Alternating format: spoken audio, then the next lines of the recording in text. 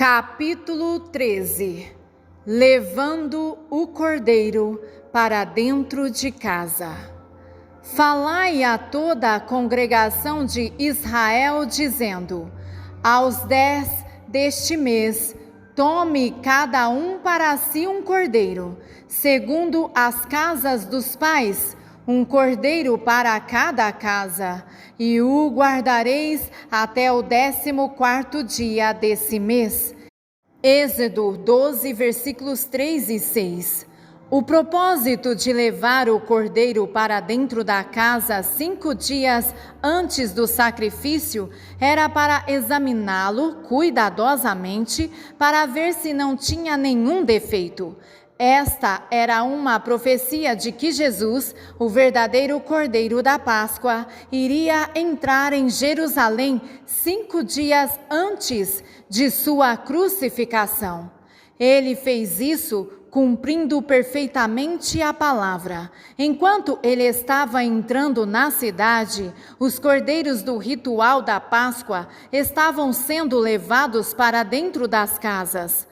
Enquanto as ovelhas estavam sendo examinadas para verificar se tinham defeitos que as desqualificavam, os escribas, fariseus e saduceus estavam desafiando Jesus, tentando encontrar algum defeito nele. Nenhum defeito foi encontrado. Ele era o sacrifício aceitável para a Páscoa de Deus. Os governantes finalmente se resignaram desse fato, decidindo apresentar falso testemunho contra ele.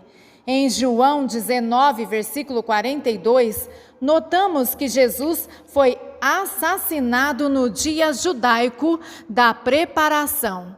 Nesse dia, todos os cordeiros da Páscoa foram assassinados para preparar para a festa. Assim como Jesus foi pregado na cruz, facas estavam sendo colocadas nas gargantas dos cordeiros do sacrifício em todo Israel, em cumprimento daquilo que eles acreditavam que estava acontecendo bem naquele lugar. Mesmo seus próprios discípulos não entenderam o que estava acontecendo. Será que nós já entendemos o que aconteceu? Jesus é somente Cordeiro sem mancha.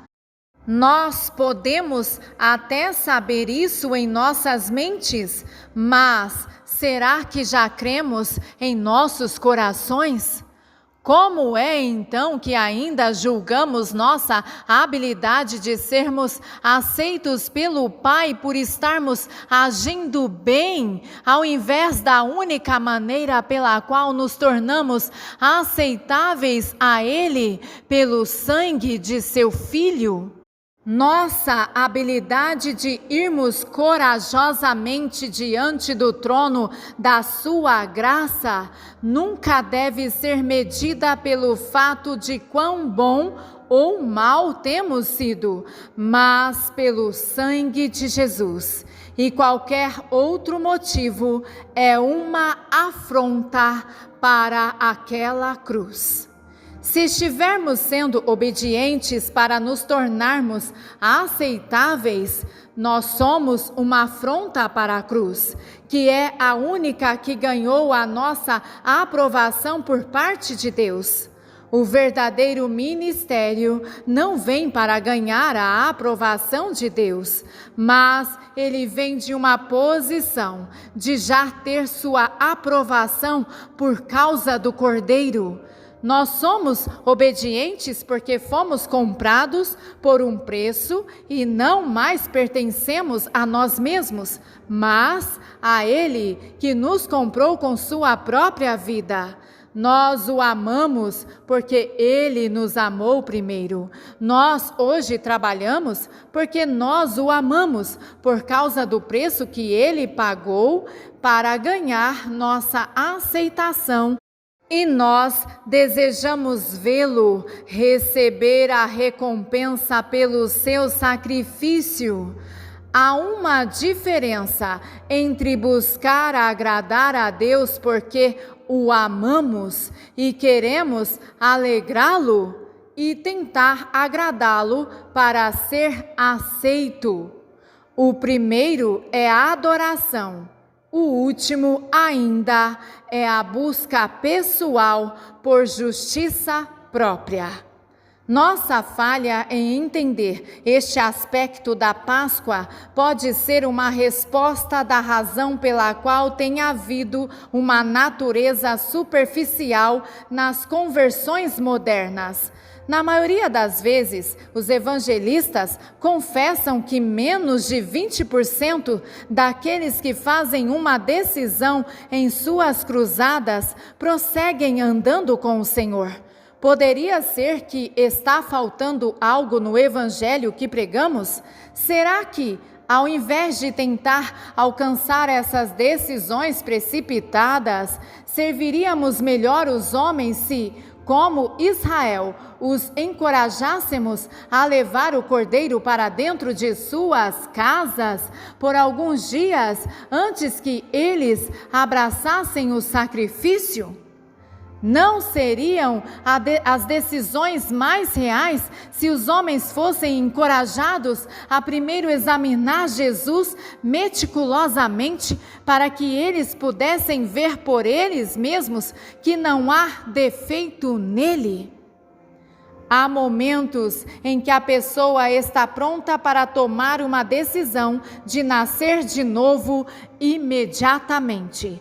Mas, geralmente, nossos métodos evangelísticos modernos não estão dando frutos que permanecem. Na parábola do semeador, o Senhor disse: ouvindo alguém a palavra do reino e não a entendendo, vem o maligno e arrebata o que foi semeado no seu coração. Mateus 13:19. Da mesma forma, ele disse: mas o que foi semeado em boa terra é o que ouve e compreende a palavra. Mateus 13, versículo 23. Há momentos em que precisamos prestar atenção na exortação bíblica de não nos estribar em nosso próprio entendimento. Provérbios 3:5. Mas não no caso da conversão. Aqueles que fazem um compromisso por causa de vanglória, estímulo emocional ou mesmo impelidos por pregação ungida, estão em perigo de ter sua semente roubada se eles não entenderem. Se alguém é inclinado para acreditar em um assunto tão significativo quanto vida eterna, que é algo que ele não entende, será que é realmente possível que ele tenha acreditado no seu coração?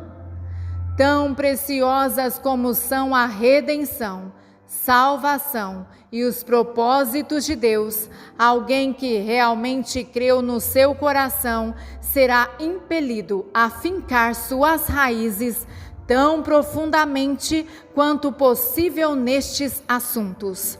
A verdadeira fé não é cega, é iluminação, no seu sentido mais profundo. A verdadeira fé não tem nada a temer com a verificação, ela tem tudo a ganhar. Há uma diferença entre acreditar na mente e crer no coração, mas eles não se excluem mutuamente. Se estamos realmente examinando Jesus, não mais conceitos intelectuais, quanto mais perto nós olharmos para Ele, mais os nossos corações serão movidos a acreditar.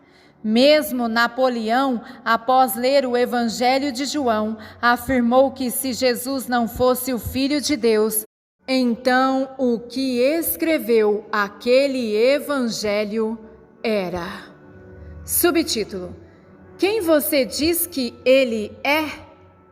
Houve um tempo em que Jesus perguntou aos seus discípulos quem os homens diziam que ele era.